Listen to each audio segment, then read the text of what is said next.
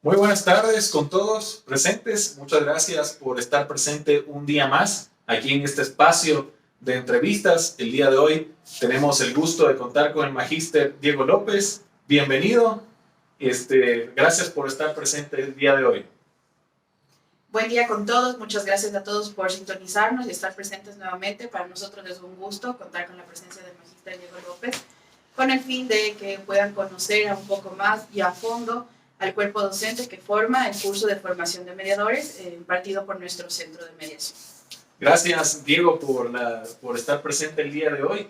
Voy a permitirme leer un poco sobre quién es Diego López. Realmente es un privilegio para nosotros tenerte aquí presente. Así que no sé si quieres dar unas palabras de bienvenida al público que te está escuchando.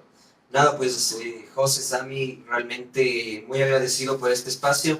Es algo muy bonito poder compartir el tema de la docencia, poder compartir, interactuar con los alumnos y sobre todo difundir este espacio de lo que son los métodos alternativos de solución de conflictos. Es un espacio muy apasionante, es muy divertido, es un reto bastante grande, así es que nada, pues mientras estemos aquí y tengamos las posibilidades, encantado de la vida de acompañarles, de poder ayudar y sobre todo impartir a los estudiantes que se suman al proyecto, ¿no?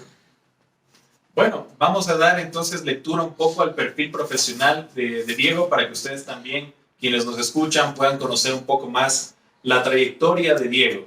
Él es magíster, además es abogado por la Universidad de las Américas, posee un título de mediador, tiene experiencia vasta en derecho laboral, propiedad intelectual, derecho civil, administrativo y tránsito. Fue además expresidente de la Facultad de Derecho de la Asociación de Estudiantes ACEUTLA de la Universidad de las Américas. Además, cuenta con un estudio de maestría en asesoría jurídica de la empresa, conferido por la Universidad Internacional de La Rioja en España. Es mediador acreditado ante la Procuraduría General del Estado. Además, trabajó en el régimen disciplinario de la AMT. Además, es mediador del Ministerio de Trabajo, quien cumplió su rol 2 años y 3 meses en la Inspectoría de Trabajo de la ciudad de Cuenca. Muchas gracias, Diego. Y bueno, a continuación, si están listos, podemos dar ya inicio a la entrevista. Espero que se sientan cómodos, que vamos a hablar de un poco de temas muy interesantes y apasionantes. Entonces, Diego, primeramente, actualmente ¿a qué te dedicas y cuál fue la razón que te motivó para ser mediador? Gracias, José. Actualmente estoy ejerciendo la profesión en Derecho. Principalmente me dedico a hacer consultorías en varios temas. Tengo algunos casos, algunos temas especiales, un par de marcas que por ahí me gusta muchísimo y sobre todo el tema de consultorías en cuanto a negociaciones, un poco de comercio exterior. Entonces realmente un poquito he estado moviendo bastante en varios ámbitos. Por otro lado, cómo empecé en la mediación, realmente no me lo imaginaba, no estaba dentro del pronóstico como tal. Sin embargo, estuve en el Ministerio del Trabajo, estuve en la época en que pasó de ser una dirección a fundarse como centro de mediación como tal. Entonces, por supuesto, empezamos a hacer la parte académica, la preparación, la acreditación, y por ese lado, pues, pude ya acreditarme, ser reconocido ante el Consejo de la Judicatura como mediador. Y bueno, ahí arrancamos y realmente se han visto casos de todo tipo, pero es algo muy apasionante que una vez que te metes no quieres salir, porque realmente es increíble cumplir el rol de mediador, lo inspirador que te puede resultar. Ahora, tú mencionas que empezaste tu carrera de mediador en el Ministerio de Trabajo formalmente. Sí. Obviamente por temas de confidencialidad no puedes tratar obviamente los casos que tú has llevado, pero ¿algo fuerte te ha sucedido en este tiempo que te ha de alguna manera motivado aún más a ejercer esta profesión de mediador? ¿Tú piensas que encontraste ahí algo que te impulsó cada vez más a llevar a cabo la carrera?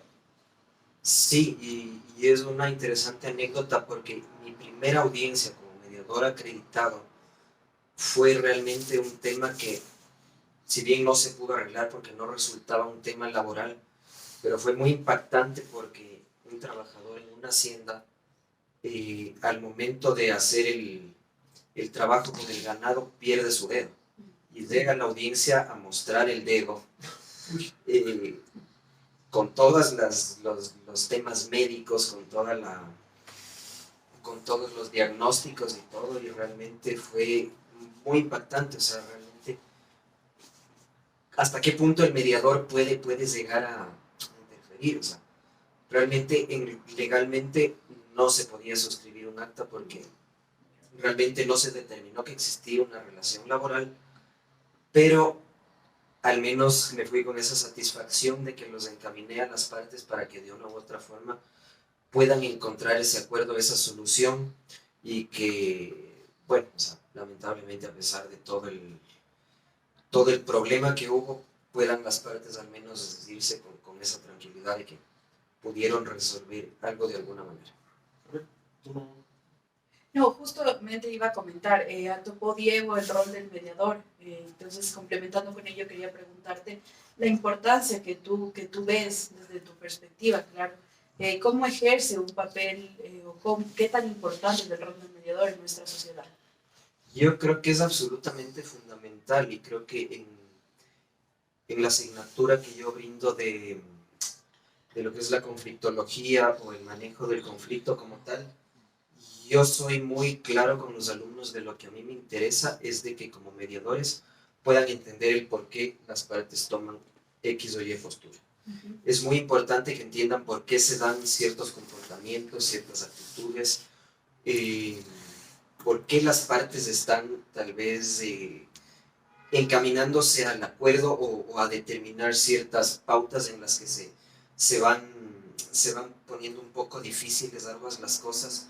Pero yo creo que el papel del mediador empieza por la empatía, por saber conocer a las partes, por entender a fondo el conflicto y no simplemente poder suscribir un acta de acuerdo y cumplir la formalidad del acta, sino que siempre ahondar muchísimo en el fondo del asunto, de la controversia en la que se pueden estar viendo las partes. ¿Tú crees que, aparte de la importancia del rol del mediador que debe tener algo más que simplemente el deber de lo solemne, de la formalidad, como para que se sienta un poco más involucrado en las causas? No digo que obviamente deba ser, pero trato un poco de comparar el rol del juez, que es simplemente formal, estricto, bajo la norma.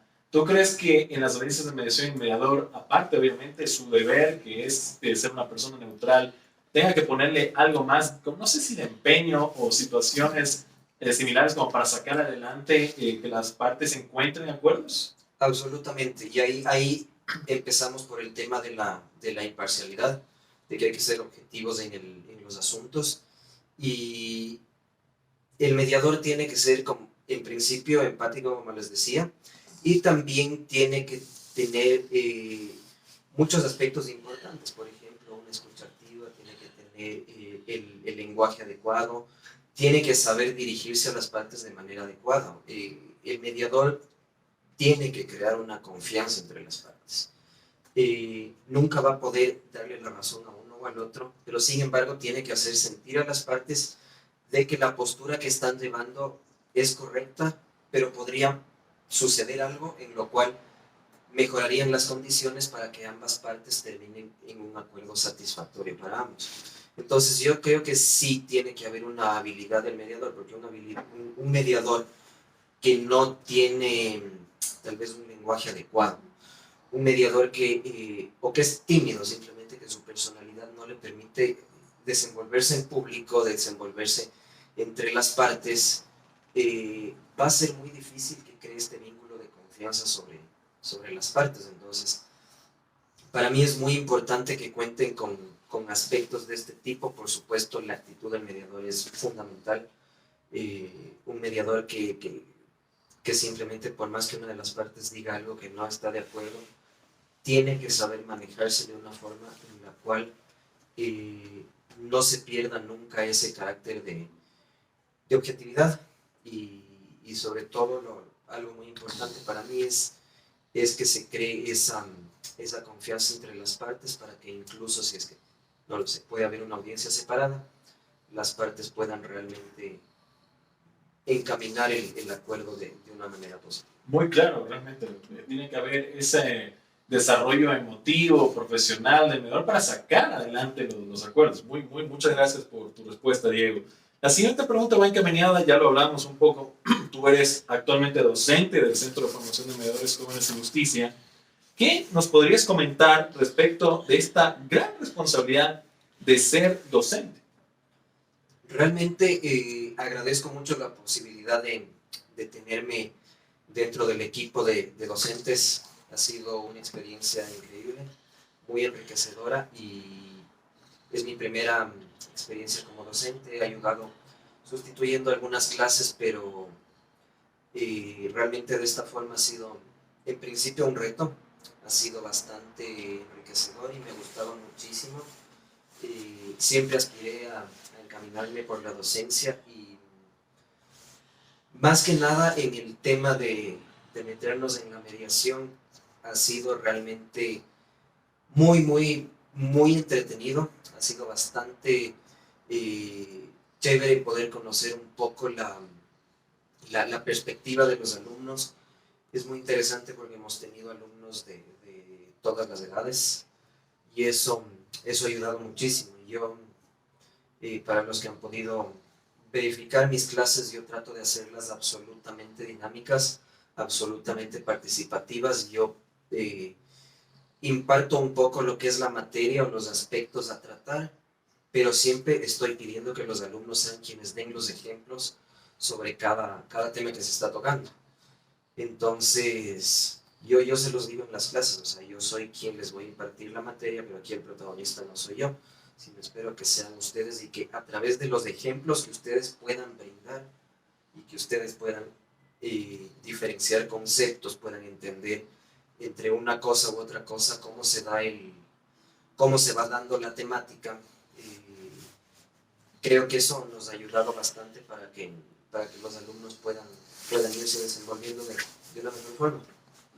Tú topaste anteriormente, bueno, que la materia que imparte de teoría del manejo del conflicto, y para profundizar un poquito más, porque ya nos comentaste que lo que tratas de transmitir a los alumnos es que ellos vean también las emociones o distingan las emociones de las partes que se dan en una audiencia de mediación.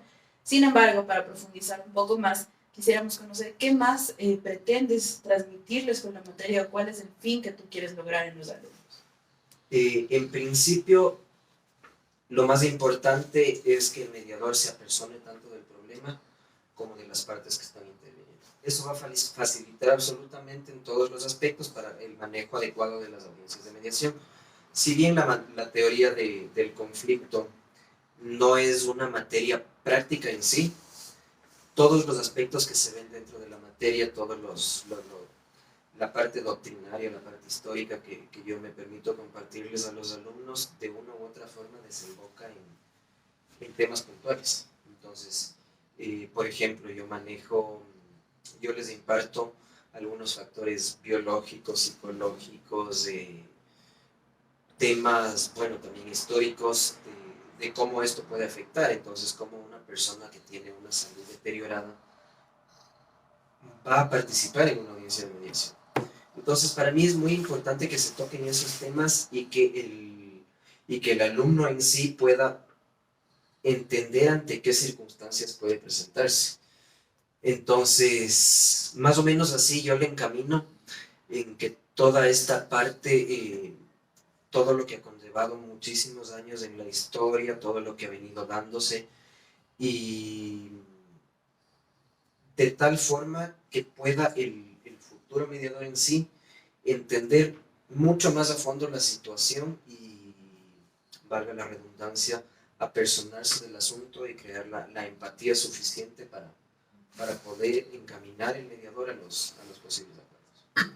Muchas gracias por tu respuesta, Diego. Es que la materia que da Diego es una de las más apasionantes realmente, porque estás tratando realmente el fondo de cualquier controversia, que es el conflicto. Hasta de lo que yo he podido ver, tú les das incluso sustancias que segregan el cerebro, temas ya biológicos. Absolutamente, sí. Claro, y eso en la doctrina se comparte eso, y si es que se mete un poquito más a fondo a esa parte ya un poco más técnica que tal vez como abogados no la podemos manejar, pero sin embargo eso afecta. Entonces yo les menciono, por no entrar en mayor detalle, que no me complete mucho, pero el tema de la adrenalina, de la dopamina y de la serotonina, cómo trabajan en el cerebro de las personas, cómo actúa una persona que tiene la adrenalina, porque puede verse, puede tener cierto temor de que la parte ante la cual estamos tratando de llegar al acuerdo toma una actitud agresiva. O el tema de la serotonina, una persona con ansiedad, con depresión, cómo puede manejar sus emociones, sus acciones al momento de verse frente a una audiencia de mediación. Entonces les toco esos temas porque realmente son relevantes y que muchos no le dan la importancia del caso que tiene que ver una persona que tiene una afectación en su salud mental. Incluso, perdón que me robo unos minutos, pero en este tercer curso de formación de mediadores pudimos tocar un tema bastante interesante y yo les planteé un cuestionamiento a los alumnos y era, ¿qué harían ustedes si es que ven que en efecto hay una persona con su salud mental deteriorada?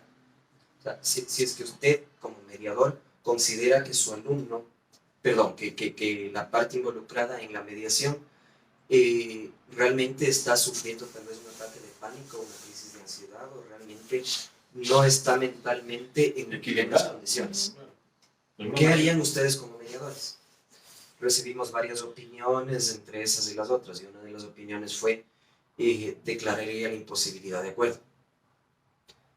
Y ahí les planteé, jurídicamente, ¿puede el mediador declarar por la imposibilidad de un acuerdo por la simple percepción de que como mediador yo veo que la parte no está en su capacidad? O sea, declararlo incapaz, se puede decir como para que no celebre el acuerdo. ¿Qué capacidad, qué competencia tiene el mediador? Totalmente. No, ya. ¿El mediador tiene la capacidad de hacerlo? En principio no. No, máximo llegaría, creo yo, hasta una suspensión de audiencia de mediación. Nada más. No se podría. Exacto. El mediador no es competente como un juez de llamar a un peritaje. Entonces, ahí empezó el cuestionamiento y se dio una dinámica bastante interesante. Pero podría solicitar ayuda, si es que amerita, también, por supuesto, para efecto de dar que avancen las negociaciones. Por supuesto, pero tú como mediador ves que yo tengo algún problema, ese rato estoy sufriendo alguna crisis de ansiedad. Claro. Y tú me puedes sugerir como mediador. Claro. Pero si yo digo no quiero, porque yo estoy bien. Totalmente, ya queda un poco esa la voluntariedad, siempre tiene que radicar un poco en ellos. Y también en la ética del mediador, ¿no? Porque uno no sabe si es que la persona puede estar consciente en realidad de lo que va a firmar o de lo que se está poniendo en mesa. Correcto. Exacto, y ahí es lo que yo retomo justo en este caso, es el mediador no tiene que simplemente firmar un acta porque la intención es que llegaron al acuerdo, se firma el acta y listo. Tiene que ir un poco a lo que hablamos antes y un poco más allá, demostrar esas habilidades que lo diferencian de un juez del sistema judicial. Acá quizás tiene otro tipo de herramientas que están al alcance, pero requieren, como dijo bien Samantha, requieren también esa pericia del mediador de diferir la audiencia, de llamar a algún psicólogo, peritaje, no sé. Hay algunas alternativas que se pueden dar. Interesante. Absolutamente, sí, esta clase fue bastante chévere porque ahí los alumnos yo les dije que justo se cerró una clase, investiguen para la próxima clase y me traigan el criterio. Entonces sí se dio una dinámica bastante chévere. Ahora, un poco andando y profundizando en la materia que da Diego, se habla mucho del conflicto, de qué es el conflicto. Yo quisiera, Diego, porque realmente el conflicto es parte de nuestro día a día, es parte de nuestra cotidianidad. ¿Podrías explicarnos en breves rasgos qué es el conflicto y si el conflicto le hace bien o mal a la sociedad? Inicio por tu segunda pregunta. Primera pregunta que yo les planteo a los alumnos en la asignatura. ¿Se puede vivir sin conflicto? Ninguna respuesta es verdadera o falsa. Sería, de una u otra forma, chévere, ideal vivir sin conflicto y que todo sea paz y armonía. ¿Pasa eso? No pasa en la vida de absolutamente ninguno, en ninguna agrupación, en absolutamente ninguna no hay diferenciación, el conflicto existe porque es parte de la naturaleza humana. Entonces ahí, ¿cuál es la aproximación? Es cómo vamos manejando el conflicto. El conflicto no lo podemos eliminar del mapa porque está ahí, va a estar ahí. Entonces, aquí viene ya todo el estudio de la conflictología y el conflicto es descrito como parte de la naturaleza humana. En la materia yo les toco algunos temas en los que se toman varias doctrinas, hay incluso unas muy radicales que hablan de que el conflicto es parte del intelecto humano. Entonces, claro, yo les planteo a los alumnos qué tan de acuerdo están. Si es que alguien cree que esto está mal, desmiéntelo. Nadie tiene la razón, pero si creen que está equivocada esta teoría, busquen una manera de desmentirlo. Entonces, sí, retrocediendo un poco el tema de los conflictos, es parte de la naturaleza humana, es algo que está inmerso en la sociedad, es algo que al estar inmerso el ser humano busca la manera de manejar de cierta manera en la cual las relaciones humanas puedan manejarse de una manera bastante, con mucha diplomacia, con mucho respeto, tratando de tener todos los mecanismos necesarios para que los conflictos no escalen sus niveles y pueda manejarse de una forma en la que estos eh, tengan un manejo adecuado y por supuesto tratar de siempre minimizar los impactos que pueden tener estos. Entonces, por supuesto ahí ya viene la teoría del manejo del conflicto, viene mucho lo que es las técnicas, ya vienen los mecanismos alternativos de solución de conflictos y bueno, todo en lo que conlleva el curso de formación de mediadores, que es precisamente para entender el manejo como tal de esto. Prácticamente todas las audiencias de mediación se llega con un conflicto latente y que las partes buscan tal vez llegar a una solución que no han podido arreglarla mutuamente. Entonces, eso es un poco el tema del manejo y de la importancia. Dentro de los tópicos de la materia, tú hablas sobre los conflictos de guerra. Entonces, hablando justamente y enlazando esto con los métodos alternativos de solución de conflictos, como es la mediación, ¿cómo crees tú que podría ayudar la mediación para que se pueda evitar o disminuir los conflictos de guerra a nivel mundial, ¿no?, en los diversos territorios? Opinión absolutamente personal, yo creo que todavía estamos muy lejanos a una práctica efectiva en cuanto a materia diplomática, en cuanto a los conflictos internacionales que desembocan en temas de guerra. Regresando un poco, cuando la Organización de las Naciones Unidas determinó la parte de los derechos humanos, la parte de estos conflictos, y empezamos a hablar de la cultura de paz, todo esto abrió un camino al diálogo, pero que realmente no ha sido lo suficiente efectivo, creo yo. Centrémonos en el conflicto actual de Rusia y Ucrania. ¿Cuánto tiempo llevan negociando? ¿Cuánto tiempo llevan conversando? ¿Hace cuánto se han planteado las cosas y han tenido mesas de diálogo y han tenido varios intentos por tener una resolución lo más diplomática posible, pero miren en qué ha acabado el asunto? Entonces, es muy difícil, por ejemplo, internacionalmente existen los mecanismos y las facilidades, pero también hay que analizar caso por caso qué tan vinculante puede ser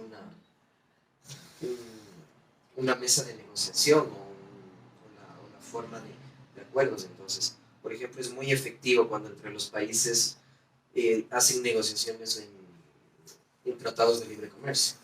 Realmente eso es muy efectivo, pero el rato que se desencadenan conflictos de alto nivel, creo que hay todavía mucho por trabajar en ese sentido. Entonces, mi percepción personal es que todavía tenemos mucho por hacer en ese sentido. Y un poco para tocar lo que tú dices de que es bien difícil todavía implementarlo, solo basta un poco remontarnos a cómo funciona actualmente un conflicto internacional a nivel jurídico. Tú tienes actualmente la Corte, la Corte de... ¿Se me fue el nombre de este organismo internacional? Eh, donde ejecuta los juicios en contra de los estados. ¿Se me fue el nombre? La CIDH, exactamente. Corte Interamericana de Derechos Humanos. Tú obviamente llegas a un veredicto y obviamente tienes una sanción estatal, pero esta sanción obviamente tiene la obligación de cumplir, pero si no lo quiere cumplir, tampoco no lo acoge. Entonces, asimismo, antes de la corte tienes la otra instancia que es todavía menos vinculante y que simplemente se limitan es a dar recomendaciones. Entonces, si estamos pensando obviamente que sería un paso formidable realmente abrir no simplemente procesos judiciales, sino procesos de mediación a nivel internacional, que obviamente esos acuerdos sean vinculantes u obligatorios, sería el paso que quizás tuvieran que darse en algún momento, que coincido también con Diego, estamos lejos de que eso suceda, pero sí pudiese ser, ¿por qué no?, una alternativa menos agresiva, se puede decir, en el sentido de que hay de ley una parte que va a ser afectada y que puede ser enemigo de todo el mundo, y la otra parte que es la accionante, cuando realmente en la mediación lo que se trata es de romper esos esquemas en que no ninguna de las partes son enemigos, sino realmente lo que se quiere es tratar un conflicto, poner las cartas sobre la mesa e intentar que esas partes un poco discutan en términos más amigables. Pero bueno, eso un poco para contar lo último. Siguiendo con la siguiente pregunta y yéndonos a otro tipo de conflicto que tú también lo tratas a nivel ya comunitario, actualmente en nuestro país, a día de hoy, estamos viviendo un poco de días medios complicados, sensibles, donde realmente tenemos una parte que se involucra en un tema en concreto y exigen ciertas demandas al Estado. En ese sentido, Diego, ¿tú consideras que la mediación, sin necesidad de profundizar en el aspecto político y de las demandas que exige la sociedad, ¿tú crees que la mediación en nuestro país podría ser la solución para que los participantes de estos sectores expongan sus pretensiones y construyan acuerdos en común acuerdo? Yo pienso que sí, si bien jurídicamente no podemos tener la figura de que el Estado medie con cierto grupo de personas que pretenden, que tienen ciertos intereses, ciertas necesidades y en busca de la representación de la problemática que se vive a nivel nacional, creo que sí se puede manejar de una u otra forma el diálogo que tanto se está buscando. Sin entrarse en temas políticos, creo que la parte un poco diplomática sí se ve afectada, se ve un poco alterada, los intereses del Estado son muy cuestionados, la necesidad de la gente es también objeto de muchísimo análisis. Sin embargo, hemos visto varias iniciativas, por ejemplo, desde la Iglesia, desde las Naciones Unidas, desde varios organismos internacionales que han pretendido un poco tratar de solventar el asunto, pero lamentablemente el diálogo del que tanto se habla desde un lado, desde el otro, no ha tenido los efectos necesarios, y la escalada en la intensidad de las protestas ha ido creciendo realmente en lo personal. Creo que la violencia se ha presentado muchísimo. Algo muy similar nos ocurrió en el 2019, que el Estado trató de negociar y de reunirse con los indígenas, y hubo realmente muchos choques después de esas conversaciones que terminamos sufriendo las consecuencias de no haber llegado a los acuerdos en el momento adecuado. Entonces, claro, ahorita podremos encontrarnos cuestionamientos. El gobierno ha decidido tomar 8 medidas en virtud de las necesidades que está reclamando el movimiento indígena, y sin embargo dicen que el movimiento indígena dice que es algo que ha contribuido a algo su protesta, pero que no es lo suficiente, y que se van a escalar el nivel de violencia, de agresividad. Entonces, creo que nunca va a ser un momento tardío para que busquemos esa conciliación entre las partes, provenga de donde provenga. Soy un fiel creyente de que todo tipo de conflicto se puede solucionar por la vía diplomática. Imparto muchísimo el principio de la no violencia, la no fuerza. Les hago a los alumnos también como que sepan diferenciar esa parte y realmente estoy convencido de que se puede manejar a través del diálogo el tema actual coyuntural que estamos viviendo a nivel nacional. Lamentablemente las partes tienen sus posturas que suelen ser un poco radicales, un poco cerradas, pero creo firmemente que se puede manejar por la vía del diálogo, por la vía de la diplomacia y evitar mayores consecuencias que nos afectan a prácticamente todos los ciudadanos de este país. Creo que me voy a saltar la pregunta que tocaba porque ya considero que ya la respondió Diego al tratar de cómo se solucionarían los conflictos entre la coyuntura actual que vive el país con, obviamente, el Estado, ¿no?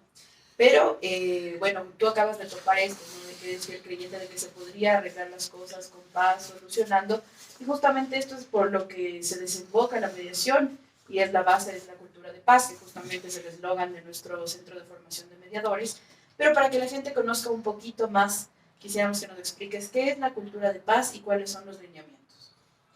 Correcto, muchas gracias. La cultura de paz, retomemos un poco históricamente, las Naciones Unidas tuvo una resolución, si no estoy mal, la 53 del año 99, si no estoy mal. me parece. Sí, a raíz de eso han surgido varios lineamientos de la UNESCO, la UNESCO, UNICEF, varios organismos internacionales que han tratado de promover la cultura de paz. Entendamos a la cultura de paz como un fin a seguir, como un fin, una necesidad que debe existir a nivel mundial, a nivel global, dentro de los estados, dentro de cualquier agrupación social, dentro de grupos más pequeños, dentro de lo que es una vecindad, dentro de lo que es una familia, etc. Entonces, creo que la cultura de paz tiene que ver mucho como esa forma en la cual cada uno de los individuos debe actuar para erradicar en lo absoluto el tema de la violencia, el tema de la discriminación. Se habla mucho de los derechos humanos, precisamente fomentando la cultura de paz. Entonces, se ha venido analizando coyunturalmente muchísimo tiempo sobre precisamente la cultura de paz es la vía por la cual evitamos que el conflicto ya existente pueda verse solucionado. Más bien dicho, ¿cómo combatimos el conflicto? A través de una cultura de paz, a través de ese lineamiento, de esa forma de embarcar las cosas. Como se lo dije anteriormente, el tema de eliminar la violencia, el tema de eliminar discriminaciones, el tema de evitar precisamente que se pierda esa manera de construir posibles soluciones de acuerdo a los conflictos existentes. Entonces, siguiendo este lineamiento, lo más importante es entender que es una forma por la cual nos alineamos para combatir el conflicto como tal. Y en esa misma línea de hablar sobre la cultura de paz, al aterrizar un poco a la realidad ecuatoriana, ¿tú crees o consideras que aquí en Ecuador nos estamos enrumbando hacia la cultura de paz? ¿O qué deberíamos realizar o empezar a hacer para aproximarnos a esa meta tan ansiada que es erradicar el conflicto desde sus orígenes, por decirlo de alguna manera? Claro, a ver, yo pienso que en principio el Estado ecuatoriano, como la gran mayoría de países, lo que ha hecho es enmarcar dentro de su normativa políticas públicas fomentando la cultura de paz. Sin embargo, creo que existen ciertas conductas y ciertos parámetros que vienen arraigados en la sociedad. No podemos distar mucho de eso frente a las leyes. Puede ser una ley, puedes realmente crear cualquier ley que si no está sujeta a las condiciones de tu país es muy difícil de cumplir.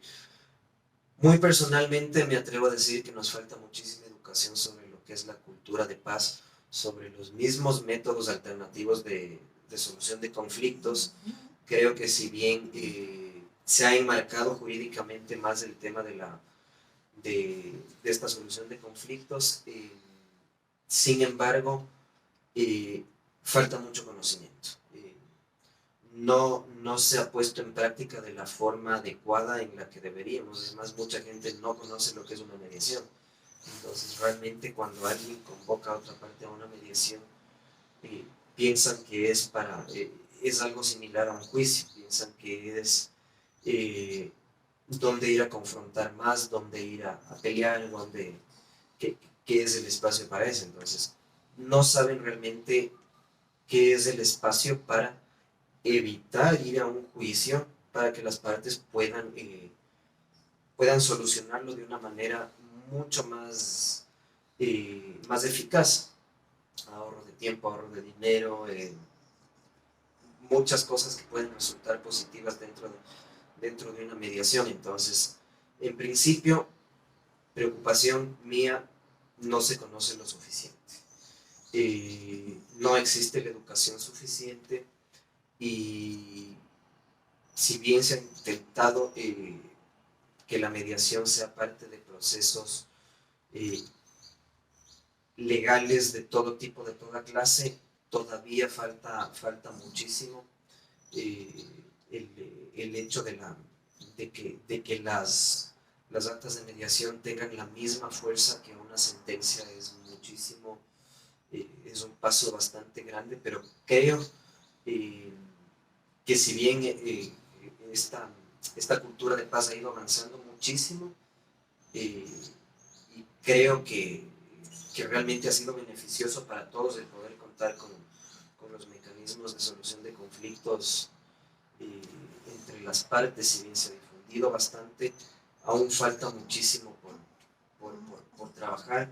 El tema de educar a la gente y que conozca realmente de qué se tratan estos procedimientos y los beneficios que traen, pues creo que es un objetivo bastante prioritario así. De acuerdo, y en ese sentido, entonces, para llegar a la tan anciana, entonces, cultura de paz, tú coincides en la, primero, falta de publicidad, que es básicamente una de las razones por las cuales no se oferta este tipo de servicios, y aparte quizás que en todos los ámbitos de la educación se pueda topar ese tipo de alternativas como para que cualquier persona, no solo exclusivamente los abogados, sino sea un psicólogo, sea un administrador de empresas, sea en un taller mecánico, conozcan que existan alternativas, que no, obviamente tenemos en nuestra norma que el desconocimiento de la ley no exime de responsabilidad, pero realmente esta es una ventaja sobre el tan abarrotado sistema de administración de justicia. Y quizás con un tercer punto, entonces viene la responsabilidad del Estado, de que no ayuda a publicitar y poner en conocimiento y darle la importancia a esta otra alternativa del sistema de administración de justicia. Es decir, si no le das los espacios para que la gente pueda participar en la mediación, ¿cómo esperas entonces que la gente pueda acceder a ellos si los jueces mismos, no los jueces, no, digamos los legisladores mismos no ven la responsabilidad de darles una alternativa adicional a la gente? Entonces, interesante todo lo que nos has comentado el día de hoy. No sé, Sammy, si tienes algo más que... No, nada más, simplemente agradecerle a Diego por su tiempo, por la entrevista muy interesante. Y como yo ya lo he comentado anteriormente, a mí me parece súper, perdón que lo vuelva a repetir, pero interesante la clase que tú das y la forma también en que la das, súper interesante. Yo me he conectado algunas veces como oyente y a mí me gusta bastante, es una de las clases que más me gusta, me parece muy, muy llamativa. Y eso que, como él lo dice, ¿no? Es mucha teoría, pero podría ser aburrida quizás, pero en la forma didáctica que se imparte dentro del curso resulta muy llamativa en realidad. No, pero, y aparte, coincide, él está hablando de la parte medular de toda mediación, que es el conflicto como tal. ¿No? Realmente yo también he participado algunas veces, porque nos conectamos hasta por deporte a las clases de nuestros docentes para justamente poder aprender más y siempre estar actualizados, pero realmente sí hay que extenderle un cordial agradecimiento. Y finalmente, Diego, puedes dirigirles unas pequeñas palabras a los espectadores, futuros estudiantes y mediadores del país. Chévere, muchísimas gracias José, muchísimas gracias Samantha, Santiago, por el espacio. Realmente qué bonito poder compartir, un poquito salir de la cotidianidad, tener estos espacios de conversar, de entender un poco más las cosas. Y espero en principio poderles a ustedes, a todos los que nos escuchen, haberles aclarado un poquito más el tema de lo que es la conflictología, la teoría del manejo del conflicto como tal. Y nada, simplemente sepan que la mediación realmente es un reto, pero es uno de los canales de satisfacción muy grandes. Realmente es un espacio en el que uno aprende realmente a personarse del problema como tal que está tratando y sobre todo de las personas que están interviniendo como partes en un posible acuerdo de mediación. Entonces, vuelvo y repito, una de mis prioridades es, más allá de lo que es la teoría, más allá de lo que son los conceptos, es muchísimo crear ese nivel de empatía en el futuro mediador. Es que tengan esa empatía y que tengan los recursos humanos posibles para entender realmente cuál es el fondo de lo que se está tratando.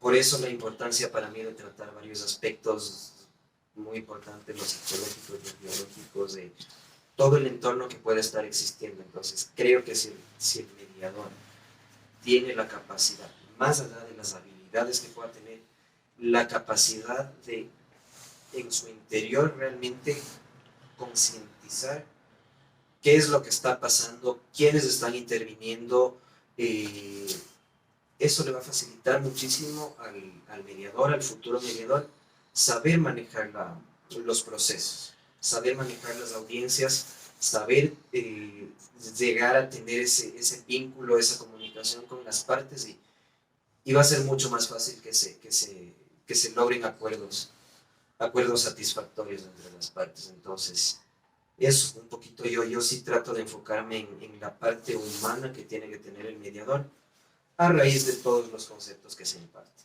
Entonces, eso en cuanto a la materia, pues nuevamente agradecerles el espacio, agradecerles la oportunidad de estar aquí, de formar parte de los docentes del Centro de Formación de Mediadores, y pues eso, más bien agradecer e invitar también a quienes escuchan, a quienes están interesados en seguir el curso. Realmente es muy chévere, van a llevarse una gran experiencia, y pues eso, les reitero mi agradecimiento, y eso sí.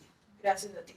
No, más bien muchas gracias a ti, Diego, y bueno, pues el día de hoy queda concluida esta nueva sesión de entrevistas, así que más bien gracias a ustedes por prestarnos unos minutos de su tiempo, y estará hasta una próxima. Una buena noche.